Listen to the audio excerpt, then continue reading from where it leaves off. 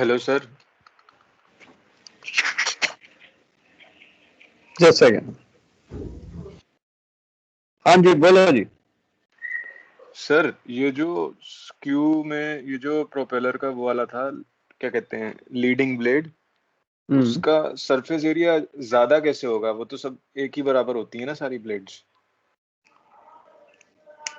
देखो, ब्लेड तो बराबर होती हैं, अभी आपको दिखा देते हैं कैसे सरफेस एरिया ज्यादा होगा। अब ये वाला जो है, ये स्क्यू देख रहे हो, तो यहाँ जो जब कट रहा है पानी में, तो ये जो सरफेस एरिया है बेसिकली, अगर आपका इस तरफ काट रहा है, मैं इसकी बात कर रहा हूँ, ये एज, तो जब ये काट रहा है आपका इधर एक कर्व बन जाता है। इधर में अगर ये इधर काट रहा है तो यहाँ यहाँ क्या हो रहा है, ये आपका इस तरफ बेंड है, ठीक है, ये कर्व इधर बना हुआ है। अब इधर में फ्लो ज्यादा बनेगा क्योंकि ये ऐसे कर्व किया हुआ है, तो यहाँ फ्लो ज्यादा हो जाएगा, तो यहाँ प्रेशर कम हो जाएगा, और पीछे की तरफ प्रेशर बढ़ जाएगा क्योंकि वहां कम ऐसे ऐसे बेंड हुआ है। तो वहां क्या होगा, वहां से प्रेशर मारेगा और ये इसके ऑपोजिट काम करेगा। लेकिन अगर ये इस तरफ घूम रहा है, सपोज ये अब राइट हैंडेड घूम रहा है, अभी ये लेफ्ट हैंडेड घूम रहा होता है तो अलग बात थी, अभी ये राइट हैंडेड घूम रहा है, और ये राइट हैंडेड घूम रहा है ये प्रोपेलर, तो पानी का बहाव इधर क्या हो रहा है, पानी का बहाव जब इधर घूम रहा है तो यहाँ जो ब्लेड जो काट रहा है, this velocity will be more here, तो प्रेशर विल बी, यहाँ वेलोसिटी विल बी लेस, क्योंकि ये आपका काट रहा है तो velocity will be less in this side, so pressure will be more here compare to that side, तो इधर से ये पुशिंग होगा। अब ये कर्व हो रहा है यहाँ, तो यहाँ आपका अंदर में क्या हो रहा है, वेलोसिटी बढ़ गया, और इधर में प्रेशर क्या हो गया, कम हो गया, तो ये यहाँ से धक्का मारेगा तो आपका पीछे से धक्का मारेगा, तो आपको एडिशनल हो जाएगा। लेकिन अगर वो उल्टी डायरेक्शन में घूमता तो वो उल्टा बर्नौलीज प्रिंसिपल लगता। अच्छा सर, ठीक है। Now the transverse sweeping of blade when viewing the blade from fore and aft is known as asymmetrical shape। अगर आपने देखा है, अगर ऐसे बीच में रहता तो सिमेट्री है, लेकिन अगर एक तरफ टर्न हो गया तो symmetry is not there, so it is asymmetrical. So aft skew is positive skew where the blades sweep in a direction opposite to the rotation. Now if it is rotating on the clockwise, so then this becomes aft skew. If it was if it was this was going in left-handed propeller, it would be forward skew. So forward skew is negative skew where the blades sweep in the same direction as the rotation. So that means apex is in the direction of rotation of the blade. The use is as the blade rotates, the skew ensures that the radial sections of the blade do not pass through the same section together, but their entry is delayed slightly from hub to tip. Because जब वो turn कर जाता है तो पूरा section एक तरफ एक साथ नहीं आ रहा, आपका एक पॉइंट पहले आ रहा है, जैसे अगर ये लेफ्ट हैंडेड प्रोपेलर होता और फॉरवर्ड स्क्यू होता तो ये अगर ये लेफ्ट हैंडेड होता तो एक सेक्शन पहले आ रहा है और दूसरा सेक्शन बाद में आ रहा है, एक साथ नहीं आ रहा। अगर एक ब्लेड ऐसे सीधा रहता तो एक साथ सब आते। सिमिलरली ये अगर ये पॉजिटिव स्क्यू है और राइट हैंडेड प्रोपेलर है तो ये वाला पोर्शन पहले आएगा और पीछे वाला एपेक्स बाद में आएगा। So the all position are not coming the same time, अलग अलग टाइम में सब आ रहे हैं, बिकॉज असिमेट्रिकल हो जाता है प्रोपेलर इन स्क्यू।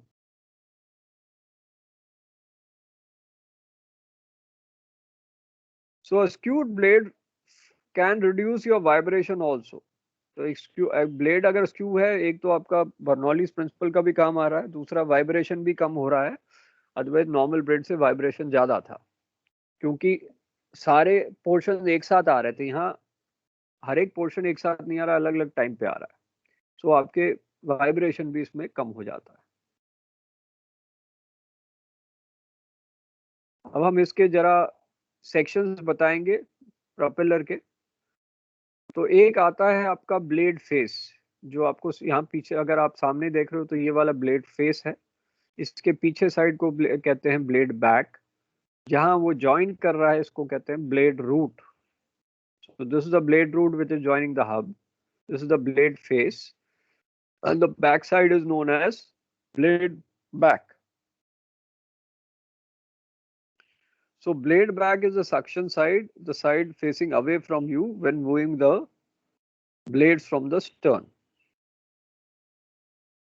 तो यहाँ है ये रूट आ जाता है, ये शाफ्ट है, फेस है, ये ब्लेड बैक है. Now blade tip क्या है? The maximum reach of the blade from the center of the hub, and that separates the leading and trailing edge.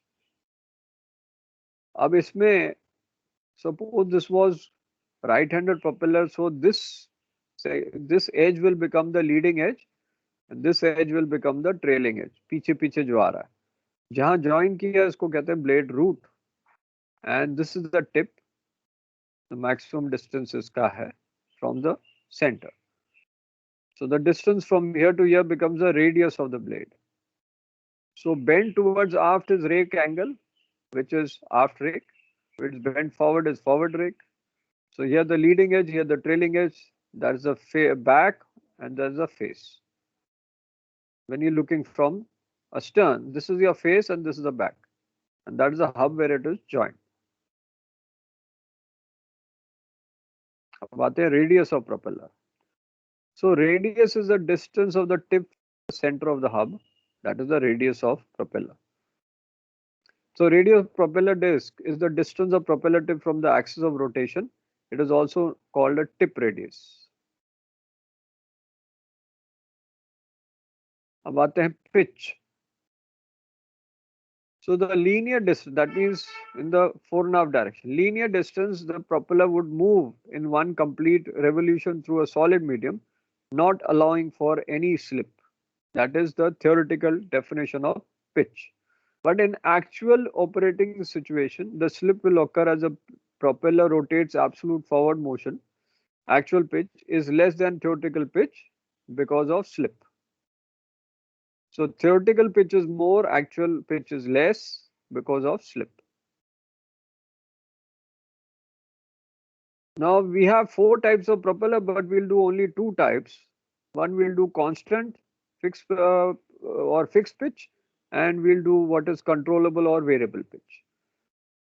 Progressive pitch को हम नहीं करते, हम ये वाला करेंगे. Fixed pitch का मतलब fixed blade है, उसका pitch equal to radius है, वो fixed हो गया. It is not changing. Pitch उसका बराबर है, वो change नहीं हो रहा, fixed हो गया. Propeller fixed है, तो pitch भी fixed है. Variable pitch propeller में क्या हो रहा है, या controllable pitch propeller में आप उसको hydraulic से control कर सकते हो. So that is controllable pitch propeller. अभी हम कराएंगे, I'll show you the videos also of that. So pitch जो किया था, that is the theoretical distance of advance one revolution a screw will produce, and the slip is difference between the actual and theoretical. So theoretical minus actual divided by theoretical into 100% will be percentage slip. Negative slip will be when your actual is more than theoretical. Positive will be when theoretical is more than actual.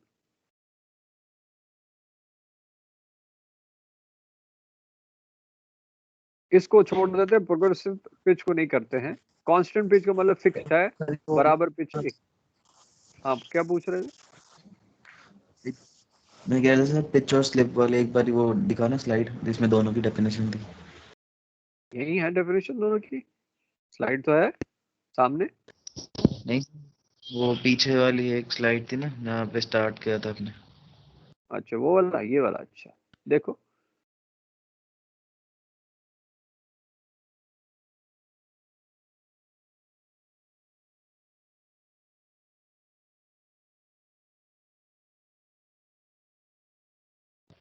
इसकी बात कर रहे हो sir? इसमें ये through a solid medium लिखना पड़ेगा ना?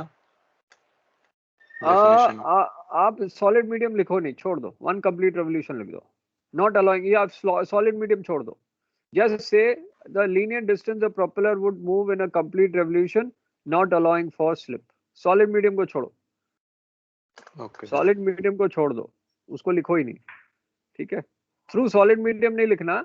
Just right not allowing for slip. पानी में मूव कर रहा है ना, तो आपकी थ्योरेटिकल स्लिप होगी बगैर स्लिप के स्लिप लग गया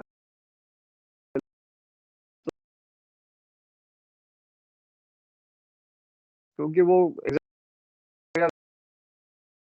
उसको आप छोड़ दो, मैं तो ठीक कर दूंगा लेकिन वो एमएमडी वाला गड़बड़ कर देगा, इसलिए आप उसको सॉलिड मीडियम को हटा दो। Okay sir.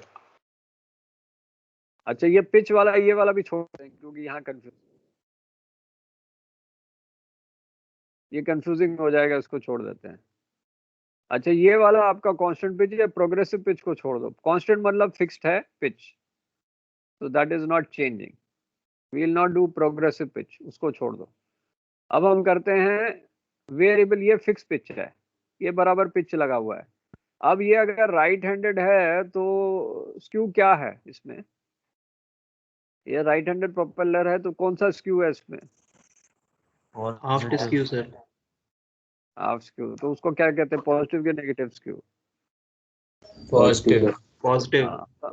समझ आ गया? तो ये आपका हब हो गया, ये रूट आ गया, ये टिप आ गया, ये फॉरवर्ड फेस हो गया, वो बैक फेस हो गया। तो यहाँ अगर आप देखो कि यहाँ जो एरिया ज्यादा हो रहा है, देख नहीं रहे हो? यहाँ जैसे अगर आप इधर घूमोगे तो जो वेलोसिटी इसकी वेलोसिटी क्या हो रही है, रुकावट आ रहा है, तो यहाँ प्रेशर बढ़ेगा। यहाँ आपका इसकी जगह ज्यादा बन जाए, इसकी ज्यादा बन रही है तो यहाँ प्रेशर क्या हो रहा है,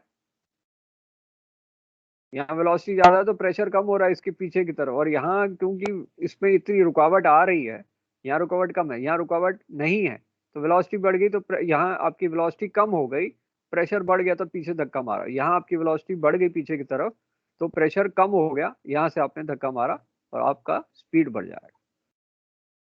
यहाँ टर्न कर रहा है और यहाँ टर्न करने की जरूरत नहीं पड़ रही। तो यहाँ अगर आप देखो कंट्रोलेबल पिच प्रोपेलर, इसमें हम ब्लेड चेंज कर रहे हैं। कंट्रोलेबल पिच में क्या हो रहा है कि इसका पिच चेंज कर रहे हैं, मतलब ब्लेड का डायरेक्शन चेंज हो रहा है, पिस्टन चल रहा है, शाफ्ट चल रहा है, सो हाइड्रोलिक से this will move and the blades will change, and that's how despite your shaft turning all the time continuously, you can control your ship by your pitch. Dead slow head, dead slow stern, everything with the pitch changing. Your shaft is not stopped. इसका मतलब आप stoppage नहीं कर रहे हो engine को, engine तो चल रहा है, ब्लेड के डायरेक्शन से आप स्टॉप कर रहे हो जहाज को। So dead slow stern, dead slow ahead, full ahead, सब इसी में चल रहा है। सो आपकी एयर की जरूरत is reduced because of variable pitch propeller. अभी आपको वीडियो भी दिखाएंगे उसका।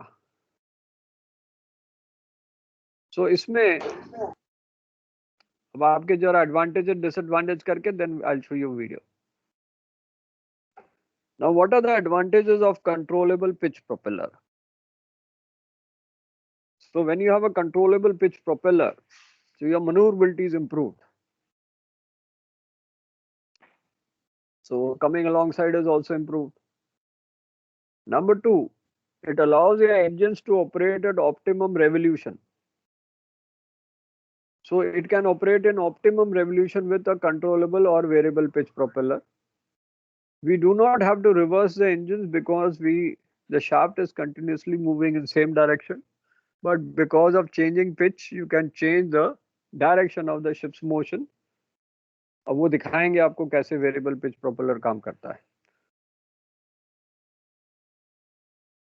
Number 4 advantage here is because air is not being used, only for starting your engine the air is used. After that, air is not required for changing the direction, which normally in a normal ship was required. So number of movements were reduced because of that. If you had given so many movements, वो air खत्म हो जाती. So this reduced side of air compressor is there when you have controllable pitch propeller because air is not that much used. It improves propulsion efficiency at lower loads. So at lower speed, your efficiency is improved with variable pitch propeller or controllable pitch propeller. Now, what are the disadvantages of VPP or controllable pitch propeller? One is your cost is more because a lot of hydraulics required in this. lot of connections required here. So your initial cost is more. Number two, it is very complex and maintenance problems will be there because it can have leakages and all. So maintenance problems will be there. Number three, the stern tube loading is increased because of increased weight and because of lot of pipeline connections. Stern tube loading is increased. The stern tube bearing diameter is larger to accept the larger diameter shaft required to allow room for oil tube. So your stern tube size is increased, so that becomes cumbersome. Then you have lower propulsive efficiency at maximum continuous rating. That means for more RPM, the propulsion efficiency is reduced, but at low RPM, that efficiency was more. But for high RPM, the efficiency was less. Now in dry dock, you have to remove the entire propeller along with the pipelines and all, everything has to be removed because otherwise the maintenance cannot be done. So that is the problem of the VPP or variable propeller or controllable propeller. So these are the disadvantages. हाँ बोलिए sir, ये high RPM पे क्या कहते हैं efficiency कम क्यों होती है? क्योंकि इसका जो ब्लेड है ये घूम जाता था ना, तो हाई आरपीएम में वो टर्निंग इफेक्ट पूरा नहीं आता. अगर वो कंटिन्यूस एक पार्ट हो तो बर्नौली पर पूरी तरह काम आता.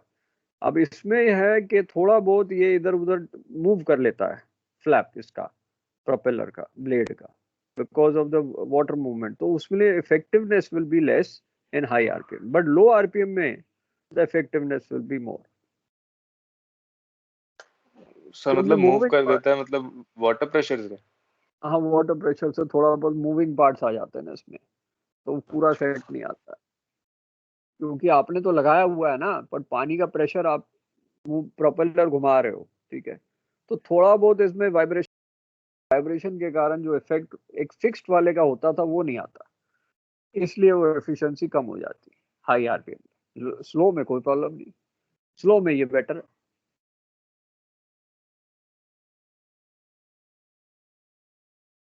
देन एक और इसमें प्रॉब्लम है कि ऑयल सील लीक कर सकती है. टू बी ऑयल कूल्ड होगा, सो इसमें लीकेज आ सकती है. सो इसलिए ये रिस्क है वेरिएबल पिच प्रोपेलर का.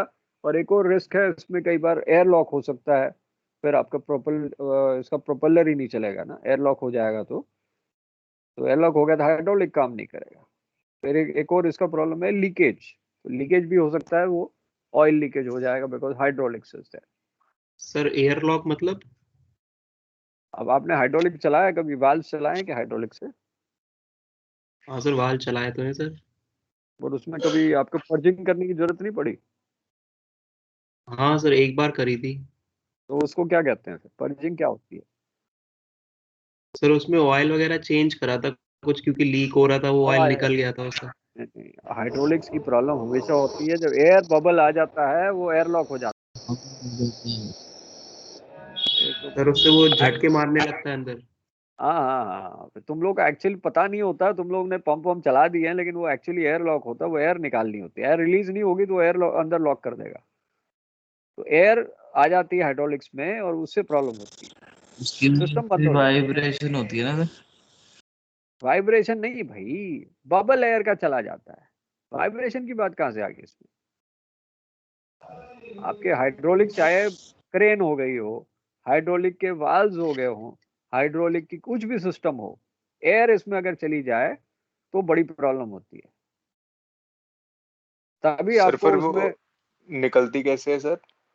आप लोग आप प्रैक्टिकल आप बताओ.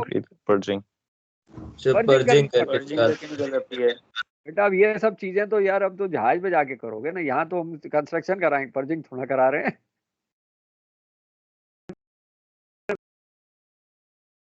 थी वाल्व बंद होने में, पता है ना, इमरजेंसी वाल्व बंद करना नहीं हो रहा है क्योंकि उसमें एयर आ गया. फिर और पंप्स रखे होते हैं डेक पे, कैसे करते हो उसको? मैनुअल हाइड्रोलिक पंप लगा के करते हैं सर. आप समझ आ गई ना? तो इसकी भी अगर प्रॉब्लम आ गई तो क्या करोगे? हाँ, फिर अब आ गया समझ. वाल्व को अगर समझो, दिमाग में लो वाल्व को, तो प्रॉब्लम समझ आ जाएगी. चलो अब स्टर्न ट्यूब करते हैं. और इसको खत्म करके देन वीडियो करें ना। आपकी जो वो सर लेफ्ट हैंडेड प्रोपेलर का एक बार थोड़ा भाई जो क्लॉकवाइज घड़ी की डायरेक्शन में जाएगा वो उसको क्या कहेंगे भाई? घड़ी के डायरेक्शन में घूमेगा उसको क्या कहते हैं बेटा? घड़ी कैसे पे अच्छा, जो चलती है? सर वो क्यू वाला डायग्राम देखा था उसमें था क्या वो कि जो राइट की तरफ मूव वो अलाइन हो रहा था वो? उसको तुम छोड़ दो, तुम घड़ी का डायरेक्शन क्या है ये बताओ। घड़ी का डायरेक्शन क्या है? घड़ी कैसे चलती है? राइट क्लॉकवाइज में क्लॉकवाइज है ना, क्लॉकवाइज चलती है। तो अगर प्रोपेलर भी क्लॉकवाइज घूमेगा, अगर पीछे देख रहे हो तो उसको क्या कहेंगे? राइट हैंडेड क्या कहेंगे भाई? सर अस्टर्न गया तो फिर लेफ्ट हैंडेड हो जाएगा?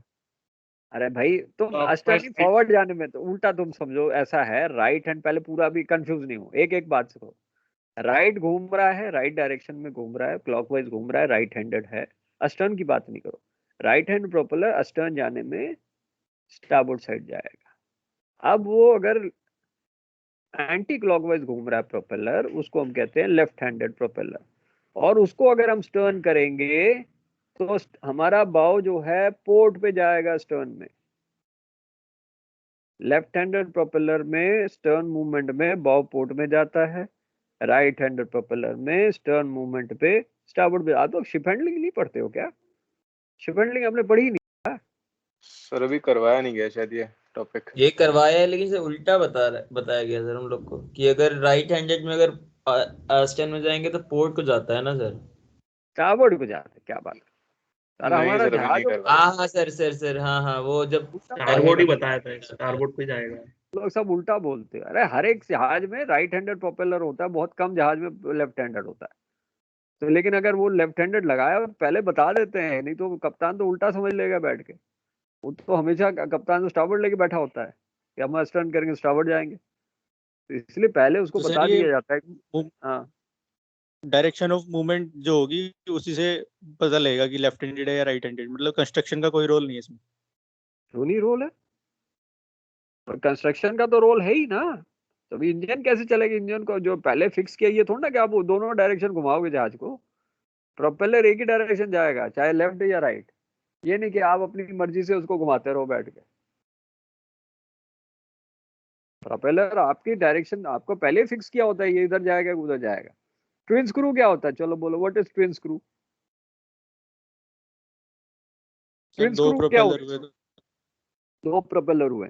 अब उन जहाजों में हम उसको टर्न कर सकते हैं। उसमें बताएं क्या है? सपोज हमें एक शार्प टर्न लेना है। बहुत शार्प टर्न लेना है पोर्ट साइड। अब शार्प टर्न पोर्ट साइड लेना है तो एक को अस्टर्न चला, एक को फॉरवर्ड चला, घूम गए, जहाज घूम गया। तो हमने क्या किया, जो लेफ्ट वाला जो है पहला प्रोपेलर इस तरफ है, वो लेफ्ट हैंडेड प्रोपेलर है सपोज, तो हमने उसको अस्टर्न मूवमेंट कर दिया। ठीक है, लेफ्ट वाले प्रोपेलर को अस्टर्न मूवमेंट दे दिया तो फटाफट पोर्ट घूमना शुरू कर दिया। राइट साइड वाला और हार्ड पोर्ट कर दिया। तो लेफ्ट हैंड अस्टर्न मूवमेंट चल रहा है और वो लेफ्ट हैंडेड प्रोपेलर सीधा घूम रहा है, और राइट हैंडेड जो है उसको हार्ड पोर्ट दे दिया, फटाफट घूम दिया। तो एकदम उसका टर्निंग सर्कल बहुत फास्ट हो जाएगा। तो ट्विन स्क्रू में हम उसी तरह से बहुत जल्दी टर्न कर सकते हैं। अब ये सारा आपको शिप हैंडलिंग में करना चाहिए, शिप कंस्ट्रक्शन में नहीं बेटा। ये सारा शिप हैंडलिंग का काम है। ये सब कैसे होता है, क्यों होता है, एंकर कैसे गिराते हैं, सब तो उधर करना है ना आपको। अच्छा सर, एक तो और बात पूछनी थी सर। हाँ सर ये जो लोग बोलते हैं कि आप स्टर्न प्रोपल्शन की पावर जो होती है वो फॉरवर्ड प्रोपल्शन से कम होती है, होती है, बताया तो तो था। सर ये जो सीपीपी वाला होगा इसमें तो दोनों सर। देखो सीपीपी वाले में दोनों इक्वल हो जाएगा। हाँ सही बात है, दोनों इक्वल हो जाएगा, उसमें प्रॉब्लम नहीं है, क्योंकि उसमें आप पिच चेंज कर सकते हो ना। और सर फिर इसमें क्रैश स्टॉप का भी कोई चक्कर नहीं होता होगा? नहीं, इसमें क्रैश टॉप का चक्कर नहीं है। आपको सीपीपी जो है आपका पिच से ही कर रहे हो, और क्या, इंजन रिवर्स थोड़ा कर रहे हो पूरे। अच्छा, मतलब सर अगर क्रैश स्टॉप टाइप कुछ करना है तो पिच को एकदम उल्टा करना पड़ेगा? एकदम उल्टा करना, हाँ। Okay sir. बट वो टूट सकता है ना, क्रैश टॉप में बहुत लोड आ जाता है इस पे। क्रैश हाँ टॉप सर, हाँ नॉर्मली सर, बहुत, हाँ। ये सर वो, हाँ सर ये सर। ओके, ये आपका ऑयल कूल्ड स्टर्न ट्यूब है। स्टर्न ट्यूब बेसिकली आपका कवरिंग होता है प्रोपेलर के शाफ्ट का।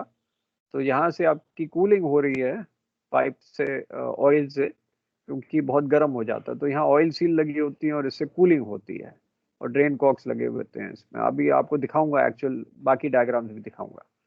सिमिलरली ये भी ऑयल लुब्रिकेटेड, आजकल शिप्स में यही होता है, वाटर कूल्ड नहीं होता है।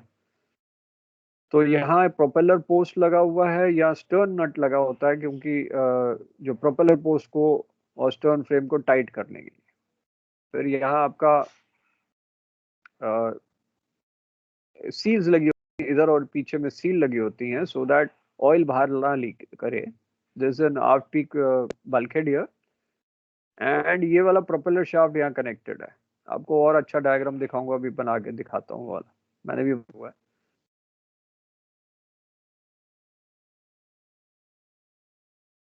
तो ये वाला आपका लुब्रिकेटेड टैंक है।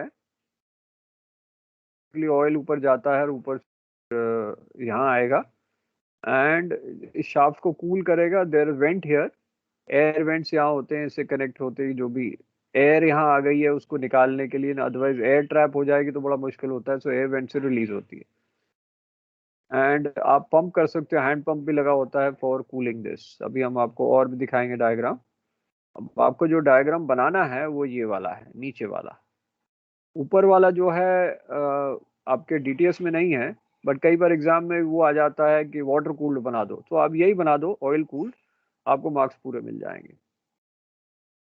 तो जैसे ये दिखाया हुआ है, the way it is shown here, you have a shaft here, and then you have surrounding the shaft, you have this gun metal, your white metal bearing which is in black, and उसके all surrounding that will be your white gun metal liner।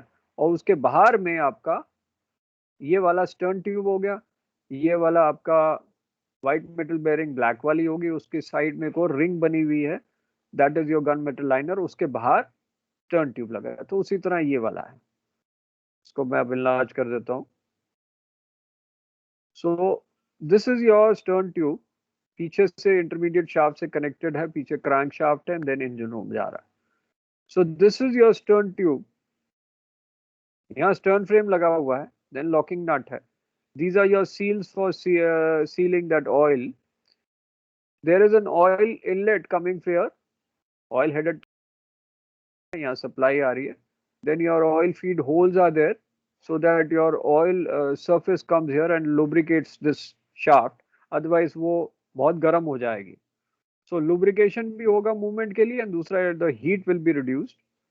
So there is an, when the heat is there, that will be will be out, will come out here. The oil will come out here, will come to the oil drain. From there you can pump it to the header tank either by the pump or hand pump, and then again it can circulate. So here is your vent for any air which has been trapped here. So it will go to the oil vent, and then goose pipe से वो air निकल सकती है। These are your oil seals which are here. तो आपको ये वाला diagram बनाना है, एग्जाम में ये वाला डायग्राम बनाना है। मैंने बनाया हुआ डायग्राम मैं दिखा देता हूँ, थोड़ा आपको आसान लगेगा।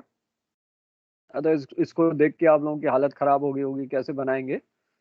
सो I made an easier diagram. You don't have to mention 3D 2D और 2.5D और 2/3D और D, ये सब नहीं मेंशन करना, आपको सिर्फ लेबल करना है। You don't have to mention 3D 2D and all. मैं आपको डायग्राम दिखाता हूँ।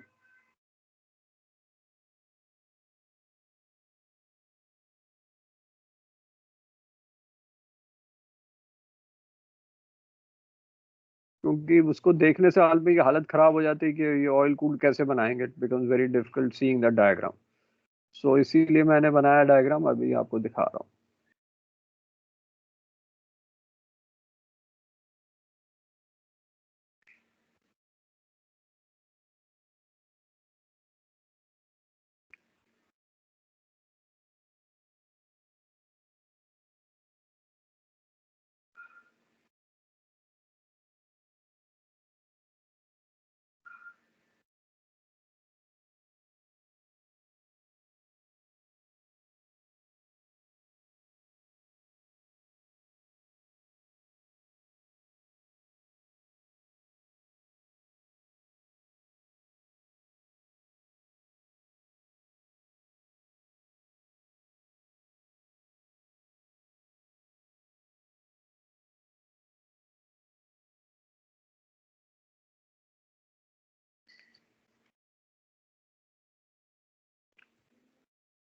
So this is the blue one is your shaft, तो propeller shaft है. And this is your stern tube, and this is the black one is your white metal bearing. Green one here is gunmetal liner. These are your oil seals here. ये और ये oil seals हैं. यहाँ locking nut है. Stern frame is the brown. So इसके पीछे intermediate shaft था, तो उसके पीछे crank shaft and then engine room आता है. So the oil header supply यहाँ होता है tank. So यहाँ से oil supply is there. The valve is here. It comes here. From the oil field holes, it comes and spreads out on the surface. Goes here. This is your off-peak bulkhead. यहाँ connected है. Yes, this is your pump. This can be pumped up. There's a hand pump here. It'll go back to the header tank. So ये आपका system हो गया oil cool stern frame का, stern tube का. तो आपको सिर्फ इसके बनाना है. You don't have to write anything on this. So this is the diagram. इसको देख के आप समझ सकते हो कैसे बनाना है. बनाओ वही डायग्राम, बट जस्ट इसको देखने से थोड़ा इजी हो जाता है कि आपको समझ आ जाएगा डायग्राम क्या है. उसको देख के आप कंफ्यूज हो जाते हो, इसलिए अलग कलर्स में क्लैरिटी हो जाती है डायग्राम की. That's why I have made in colours. तो बना सकते हो ना आप डायग्राम. सर ये जो व्हाइट मेटल बेयरिंग है, हाँ. ये क्या लुब्रिकेशन पर्पस होता है क्या इसका? हाँ, ये मेटल घसेगा नहीं जल्दी, घस जाएगा अच्छा. दूसरा मटेरियल. नहीं तो भाई घूमता रहेगा वो शाफ्ट, तो सारा घस जाएगा ना. तो white metal bearing and gun metal liner वो अकॉर्डिंगली घसेंगे नहीं. और दूसरा वो कंपैटिबल हैं लुब्रिकेटिंग ऑयल के साथ. नहीं तो वो लुब्रिकेटिंग ऑयल के साथ कंपैटिबल चीज होनी चाहिए ना. अदरवाइज वो फ्रिक्शन इतना जनरेट होगा, lot of heat will be generated, तो सारी चीजें मेल्ट हो जाएंगी. तो वो फ्यूज ना हो जाए, इसलिए ये सारा लगा हुआ. That's why the white metal bearing अंदर है, उसके बाहर गन मेटल लाइनर है, बाद में स्टर्न ट्यूब आता है. और सर ये जो लॉकिंग नट है, ये मतलब कैसे लगा है, इसको विजुअलाइज नहीं कर पा रहे. ये स्टर्न ट्यूब है, तो ये कैसे जोड़ रहा है मतलब? नहीं, स्टर्न ट्यूब तो देखो ऐसा है, स्टर्न फ्रेम जा रहा है तो स्टर्न ट्यूब तो उसके ऊपर लगा. स्टर्न फ्रेम बेसिकली इसका कवर है शाफ्ट का. ठीक है, स्टर्न ट्यूब कवर है शाफ्ट का. अब वो क्या है कि अगर उसको फिक्स नहीं करेंगे तो वाइब्रेशन से आगे पीछे होके वो ब्रेकअप कर लेगा. तो लॉकिंग नट उसको लगा है around the stern tube, so that इसके साथ फिक्स कर दे. स्टर्न फ्रेम के साथ उसको एक जगह पे फिक्स कर ले, नहीं तो वाइब्रेशन से ये टूट सकता है. आपका ये आगे पीछे होगा वाइब्रेशन पे, so this can break off. तो उसको टाइट करने के लिए एक लॉकिंग नट लगा है. अब वो एक्चुअली उसका डायग्राम यहाँ मिलेगा ना, वो इंजीनियर्स को ज्यादा पता होता है उसके बारे में, वो कैसे टाइट करते हैं, कैसे करते हैं, वो आपको करने की जरूरत नहीं है. आपको सिर्फ ये डायग्राम बनाना है. ठीक है, वो स्टर्न ट्यूब ये लॉकिंग नट कैसे लगाते हैं वो आपके कोर्स में ही नहीं है. It's not in your course. वो इंजीनियर्स के लिए है, आपके लिए नहीं है. तो वो आप इतनी, वैसे भी ये इंजीनियर्स के लिए था, लेकिन आपके लिए डाल दिया. था इंजीनियर्स के लिए, लेकिन आपके कोर्स में डाल दिया. लेकिन वो लॉकिंग नट कैसे लगाते हैं वो सब इतनी डिटेल में आप नहीं जाओ, बेटर रहेगा. ठीक है, इसके बारे में ज्यादा इतनी चिंता करने की जरूरत नहीं है. इतना तक करो बस, और हाई लेवल करने की जरूरत नहीं है इसको. तो इसका स्क्रीनशॉट ले लो, समझने में काम आ जाएगा. फिर आगे करते हैं. देख लिया इसको, कर लिया? हाँ सर, ले लिया. सर ऐसा है ना, ज्यादा चिंता करोगे परेशानी हो जाएगी, इसलिए आराम आराम से करो, ज्यादा सोच विचार नहीं करो इस पे.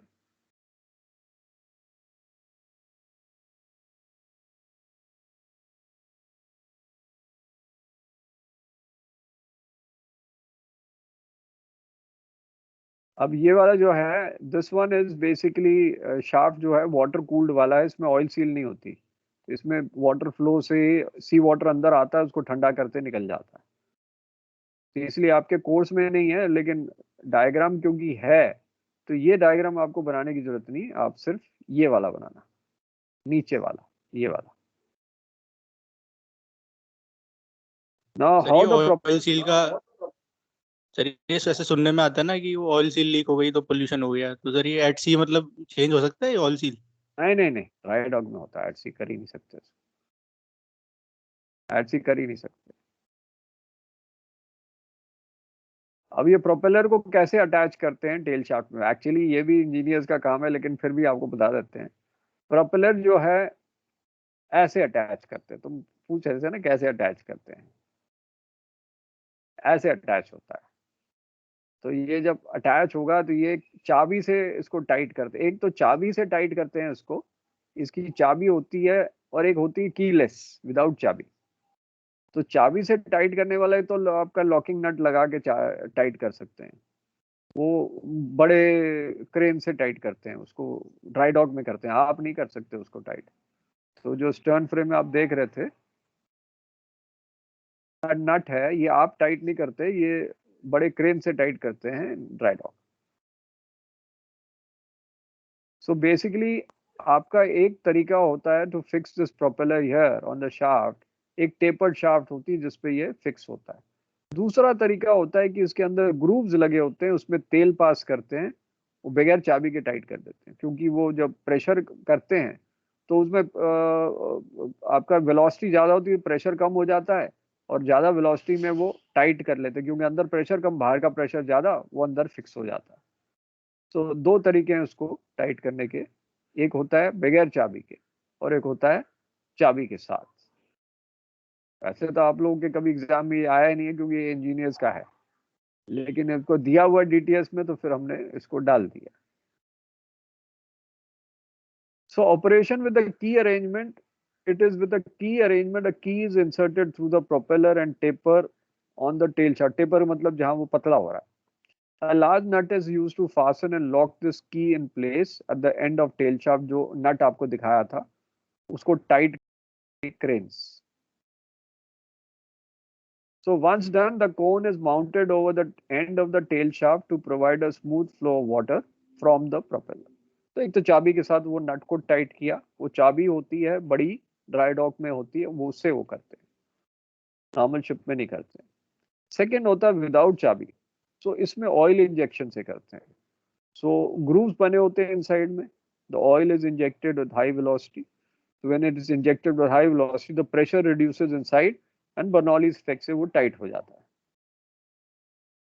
So in this arrangement, the propeller bore has series of axial and circumferential grooves. Grooves means उसमें cuttings होती हैं, grooves बने होते हैं, जिसमें oil pass करते हैं high velocity पे। So the propeller is mounted over the tapered end section of the tail shaft, and high pressurized oil is pumped through these grooves in between the tapered section, and उससे आपकी pressure अंदर कम हो जाता है, and then it can fix up.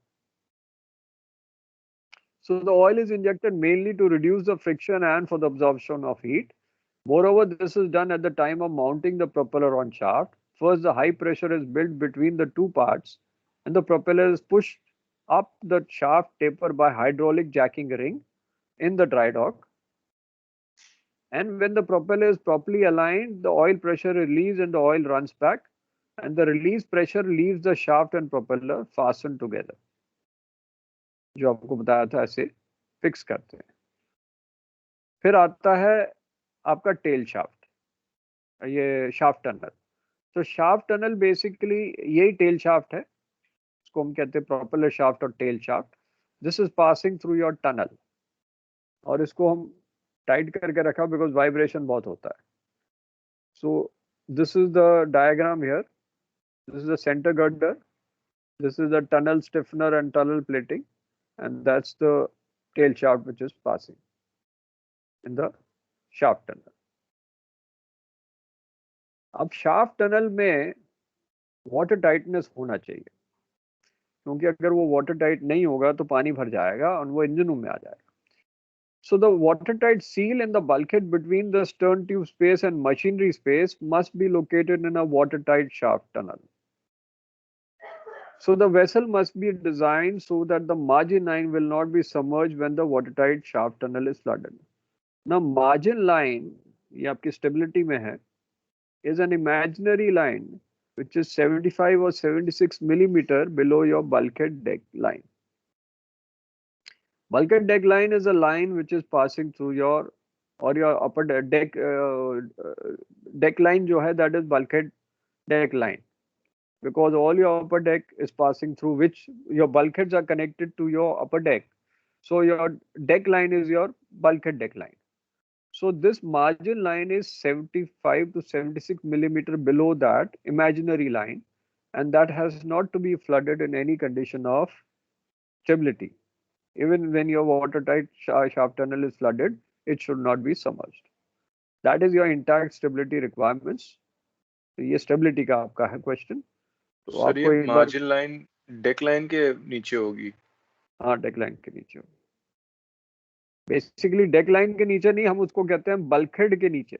Bulkhead line जो होती है वो बेसिकली जहां बल्कहेड आपके डेक से कनेक्टेड है उसको बल्कहेड लाइन कहते हैं. तो बल्कहेड लाइन जो है अपरमोस्ट कंटिन्यूअस डेक की जो लाइन है उससे 75 या 76 मिलीमीटर बिलो होती है, and that has not to be flooded in any condition of stability for intact stability requirements. Exam में आ चुका है मार्जिन लाइन क्या होती है. Now shaft tunnel watertight door requirements.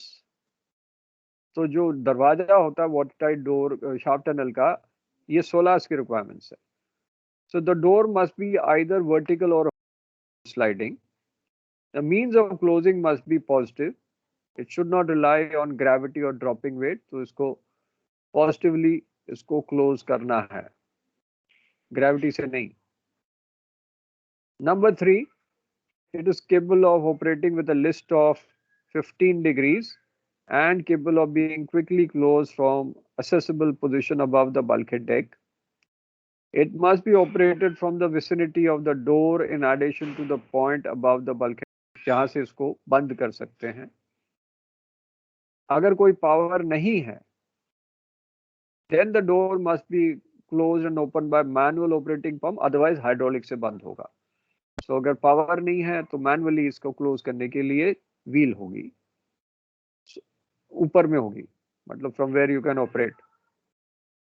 इसमें इंडेक्स होगा to show whether the door is opened और closed, so that you can see from outside whether is closed और ओपन, एंड अकॉर्डिंगली उसको बंद करना है कि नहीं करना वो आप कर सकते हो. So that is your shaft tunnel door requirements. ये ओरल में पूछ सकते हैं बट रिटन में मुझे नहीं लगता कभी आया है shaft tunnel door requirements.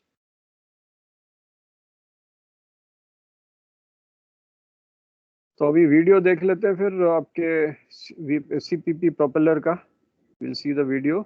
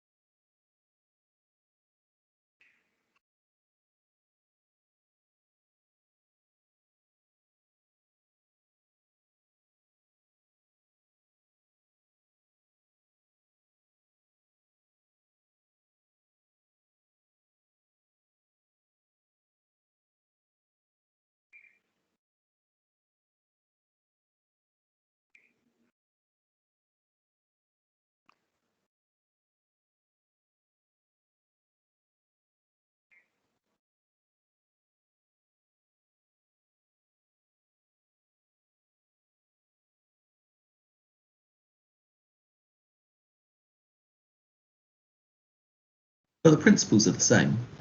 One propeller is the controllable or variable pitch propeller. But how exactly does it work? Yes, small boats are powered by small propellers, but the principles are the same. One propeller is the controllable or variable pitch propeller. But how exactly does it work? This vessel is the Hermes. She's an old design deep sea salvage tug, fitted with 2 propellers. I don't know what her original propulsion was, but I can use her for this demonstration and give her 1 controllable pitch propeller and 1 fixed pitch propeller. When they're spinning away like this, it's hard to see anything much. So let's slow it down and look at the controllable pitch. Like this, she's running ahead. The propeller blade is cutting the water and propelling it backwards. This is no different to a fixed propeller. When running ahead, they look exactly the same. The difference comes when we want to reduce the speed. To reduce the speed of a fixed propeller, you have to slow the rotation. Very easy if you've either got a gearbox or an engine that can easily vary its speed. It's a bit harder when your engine likes to run at a constant speed. A controllable pitch propeller, on the other hand, runs at a constant rotational speed. To reduce the vessel's speed, you change the angle of attack of each blade instead. It's hard to see while rotating, so let's stop it and have a closer look. Running ahead, you can see it's got a steep angle of attack. This makes it harder to turn, but generates more thrust. As you reduce the angle of attack, the engine has an easier time turning the propeller, but it generates less thrust, slowing the vessel. You can generate zero thrust by setting the pitch to 0. For example, this setting would be used when a ship has started her engines but is still alongside her berth, not yet wanting to move. By contrast, to set a fixed pitch propeller to generate zero thrust, you literally stop it. For a stern propulsion, a fixed pitch propeller needs to turn in the opposite direction. Ships do this either through a gearbox arrangement or sometimes by literally stopping the engine and restarting it in the other direction. The controllable pitch propeller just needs to alter its pitch to be pointing the other way. If we stop it again, you can see the alteration becomes a lot clearer. The shallow angle generates lesser stern thrust, but you can increase it by altering the blades even further. One thing to just compare quickly is the path that the water is directed down. Going astern, you can see the shape of the blade is less efficient than it was when going ahead. This is why ships' astern power is sometimes up to 50% less than for the same pitch ahead. Fixed pitch propellers, on the other hand, don't suffer quite as badly, as they're effectively always at their maximum pitch setting. The main takeaway point is that a controllable pitch propeller is constantly spinning. It's constantly generating a bit of water flow at the stern of the vessel. When handling a vessel at slow speed, that's enough to actually start a turn and throw you out of position. We call this effect transverse thrust, or propeller warp, but that is a topic for another video. Hopefully in this video, how a controllable pitch propeller works, and what it means if you have one in your boat.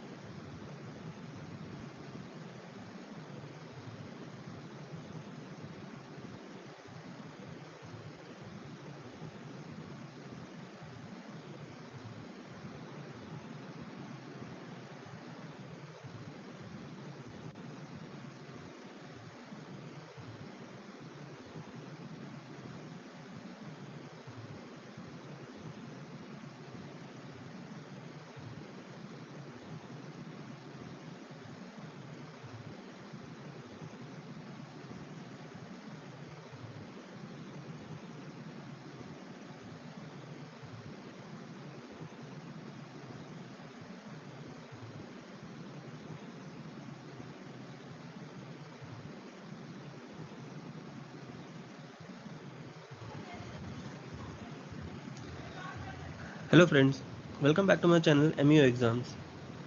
My today's video is on stern tube bearings. So friends, before I begin with the video, do subscribe to my channel and share it with your friends.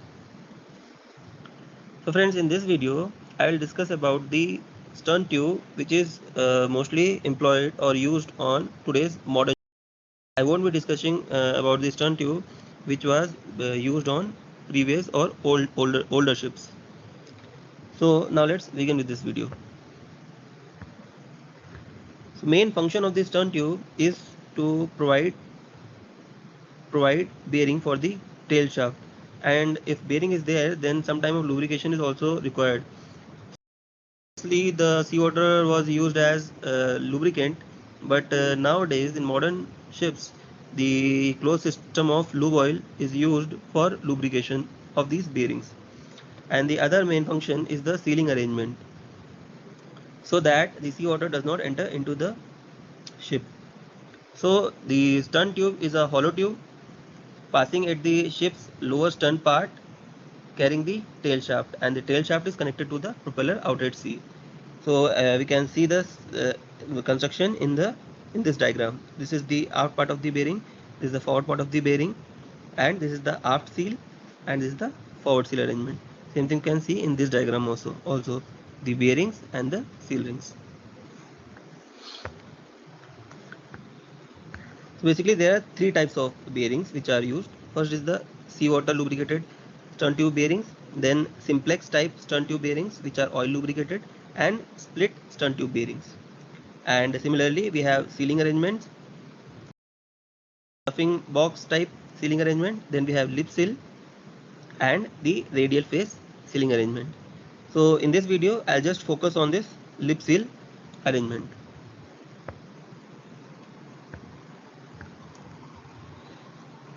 So the bearings being at the end of the shaft are affected by the overhang weight of the propeller. Basically bearing acts as cantilever. So this weight of the propeller acts in the downward direction, and the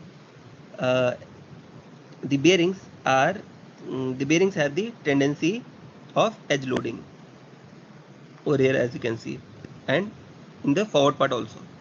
This is the graph for the crankshaft, the shaft deflection graph.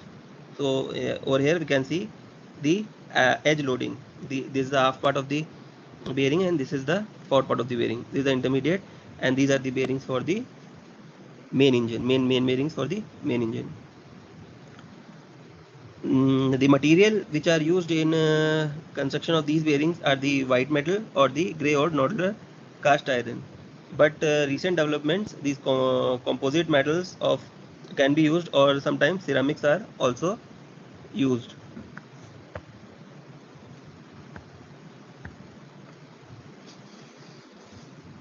Now the lip seal arrangement. So assembly basically consists of nitrile rubber rings which have very special cross section, and they are sandwiched between bronze rings, as you can see over here. These are the bronze rings, and this is the seal ring, nitrile seal rings.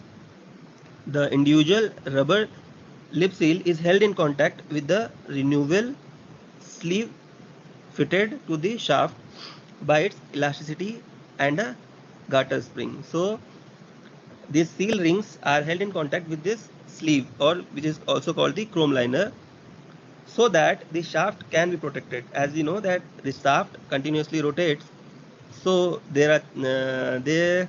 after some time in service there will be a grooving on the shaft, and it will be very costly affair to renew the shaft. So instead this chrome liner is provided on the shaft, so that if grooves develop on this liner, then the position of the liner can be adjusted to take care of the groove, or if groove is very heavy, or it cannot be managed with the shifting of the liner, then this liner can be easily renewed.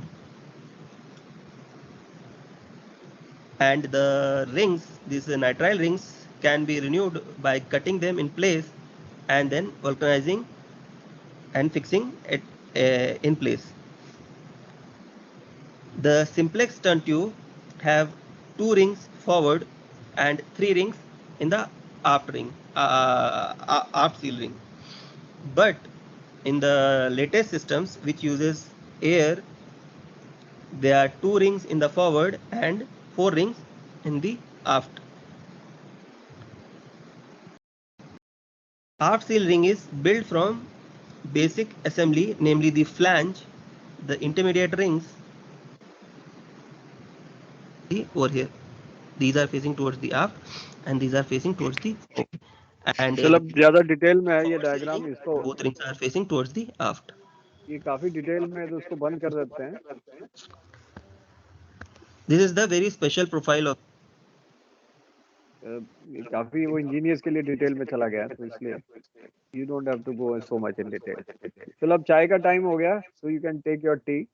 And अच्छा ये पूछना था, आपका painting pounding का detail हो गया है ना, ऑलरेडी खत्म हो गया ना सारा? Painting pounding has been finished ना आपकी? हाँ सर हो गया. हाँ तो बस आपका सिर्फ बिल्ज कील बचा है, बाकी तो सारा खत्म हो गया. बिल्ज कील is just 10 minutes of study. और कोर्स कंप्लीट हो जाएगा। हाँ, क्या क्वेश्चन था? सर ये नंबर ऑफ ब्लेड से भी स्पीड पे कुछ फर्क पड़ता है क्या? हाँ, आपका जैसे बोर्ड्स में तो उसमें वाइब्रेशन ज़्यादा होता है।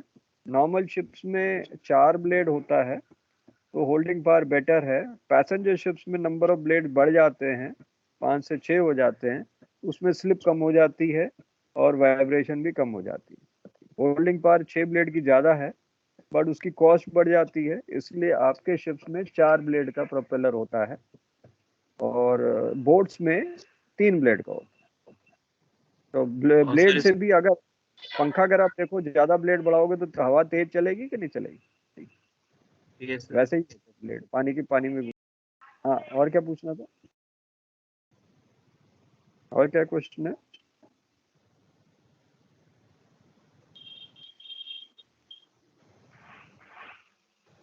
तो फिर अगली क्लास में we will do this complete this bilge keel. 10 minute में हो जाएगा, ज़्यादा उसमें है नहीं। 10 मिनट्स में बिल्ज कील हो जाएगा। Then we'll start with previous papers. सारे पेपर्स हम करेंगे आपके, ठीक है? नेक्स्ट क्लास नेक्स्ट वीक मतलब जो होगा, we will start with builds कील and complete the other papers, previous papers also. Similarly अगर हमने लॉ खत्म कर दिया तो वो भी वैसे ही करेंगे। लॉ भी ट्राई करेंगे। अभी 2 क्लासेस है ना लॉ के लिए। We will try to finish law also this week and वैसे ही नेक्स्ट वीक में आपका पास्ट पेपर्स डिस्कशन शुरू। फिर आपके जो डाउट्स होंगे वो भी क्लियर करेंगे, राइट? ठीक है फिर। Okay sir. I will take your leave then. Okay then. Okay sir, thank you. Okay जी, बाय। Bye bye sir.